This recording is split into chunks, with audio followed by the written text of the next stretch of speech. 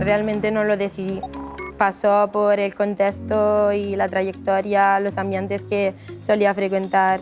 El patrón de consumo es lo que a nosotros nos alarma respecto a los chicos que entran en un centro de medidas judiciales como es este. Es un patrón de consumo en que puedo decirte que son los últimos datos que tenemos de este mismo año.